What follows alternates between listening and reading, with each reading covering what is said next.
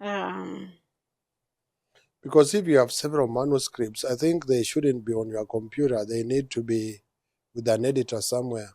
yeah. So you can see, sometimes the thing is you write something, you are not satisfied. It's not about you. It's about the reader. That's true. You can see this, like, for example, you have, I call this like my literary work. And you can see all this, like my writing, my poetry collection, Mm-hmm. manuscripts. You can see this project Arif. as well that I call the focus. That is this book. They all have their own.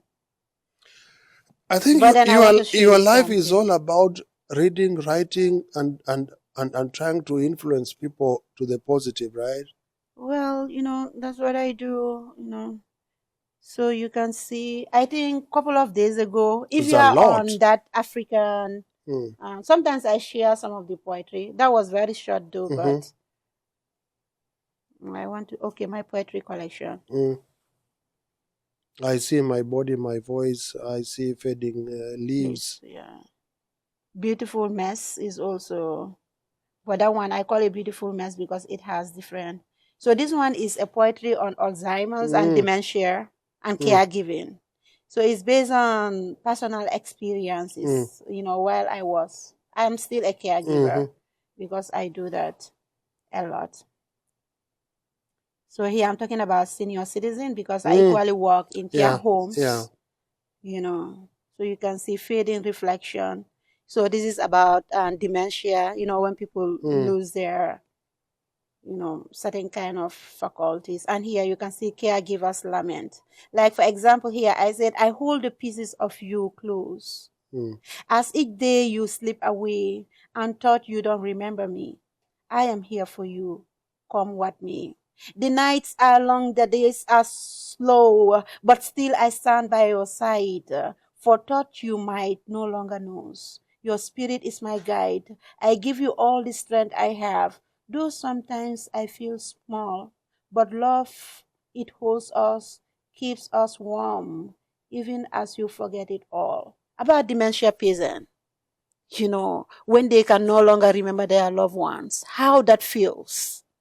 You have captured really the imagination Yeah, of them. They yeah, may not speak, they may yeah, not remember everything, yeah, but they still speak. They still have yeah, a voice. yeah. So, like this powerhouse, Mm-hmm. it's also talking about our relationship with, like, wandering mind here. This is one of the poems too. They rise with the dawn, soft light, footsteps steady slide, they walk, they take of the known in search of places once their own. It's just like wandering mind. You see people, you don't recognize them. I think I know, Prof, but no, I think I left my shoes here. No, I left it in the bed. I'm told there's a story of a Yeah, patient who told the daughter that, you're such a nice lady. What was your name again? yeah. Wow. So these are I based on think experiences. we Yeah. will need to connect you also with Twaha Abbas. Twaha Abbas is a student at Indiana University. He's also a writer. He has one of the videos on our show. Really? Yes, we recorded him. He's published books as well, and he's been writing. So maybe you can share ideas and thoughts about the publishers and all that. Yeah, because he's written a book and he's writing books and he writes poems as well. Wow. Yeah, So so another thing that I yeah. do for just hobby, leisure, Mm-hmm, self-satisfactory for me, mm-hmm. is painting. You I said do, abstract painting. yes, I do abstract painting. It's on my phone. I would have Mm. shown you. Yes, that is what I do as well. So, Abstract painting can really fetch a lot of money if you commercialize and get more organized. So where do you take the abstract painting? I don't take it anywhere except that sometimes friends, or share it Mm-hmm, with, yeah, I don't really. No, this is mm-hmm. is a poem. So this one is for my sister. I mean, even the way you are framing the writing is like a painting.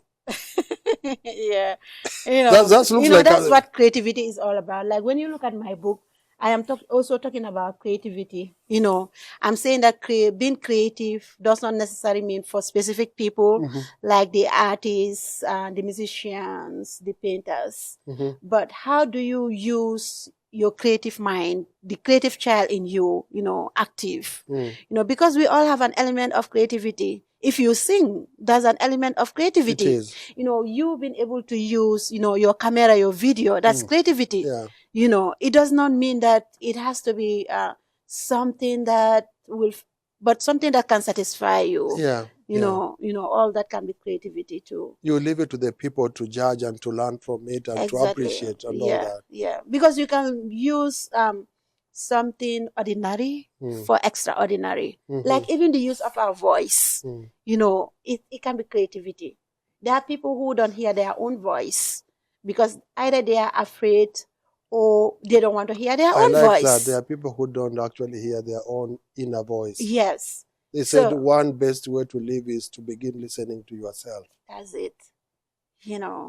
For example, it's just a mere thought to say, okay, I am far too from the Gambia. But then I can use a voice in a way that will attract people. Oh, who is saying that?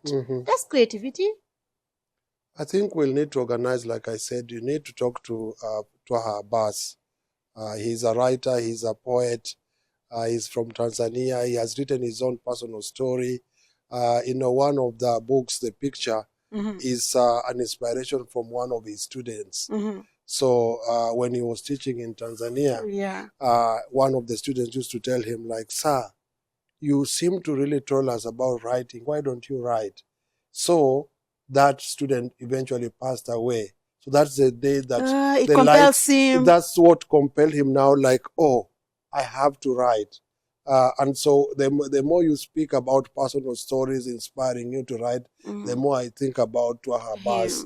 So I think you can have a lot of absolutely. I would love you to connect us. I will. And even I do teaching assistant here.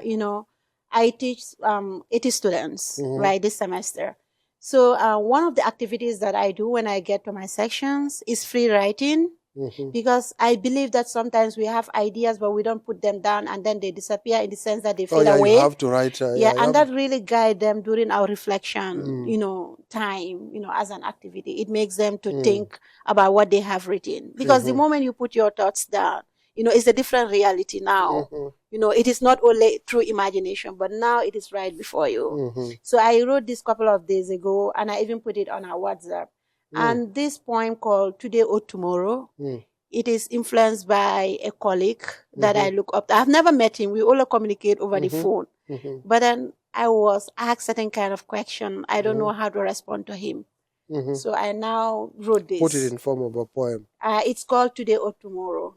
When we found ourselves grappling between then and now, enveloped by time and space, unlimited questions fill my mind.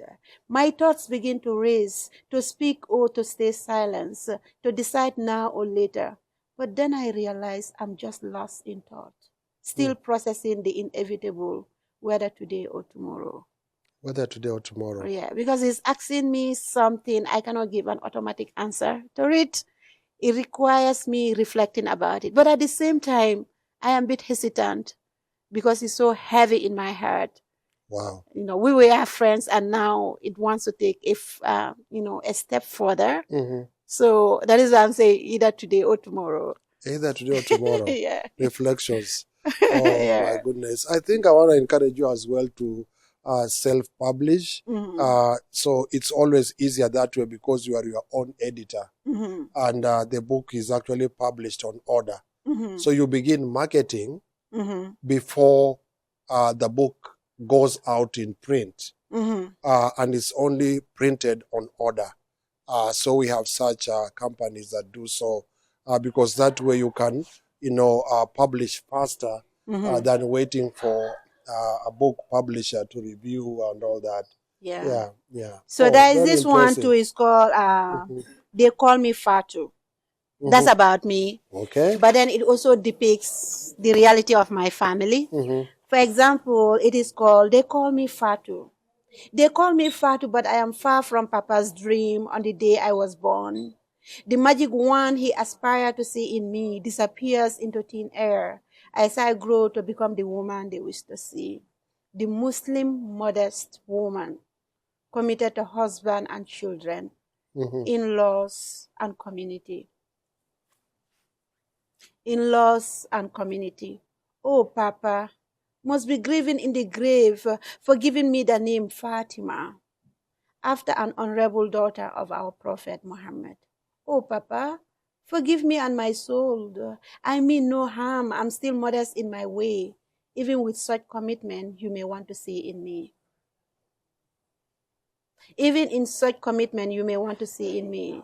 In my name, dreams diverge, yet I navigate the path I tread, a battle between tradition and self. The way of expectations on my shoulders. I carry the name, the legacy, yet forging my own way. A dance between worlds, a balance delicate. In the silent chambers of my heart, I seek understanding, yet yearning for the acceptance of the man who once dreamed for me. They call me fatou, yet in my own reflection, I find the contours of a woman, a story curve unfolding with each step my own destiny. They call her Fatou Janneh, and you have been watching Diaspora Scholars TV. If you want to reach out to her, please do so via this channel. Until next time, goodbye. Thank you, Prof. It Thank you was so so much. nice meeting you. Thank you. It was Thank so you for your nice. time as well. Sure.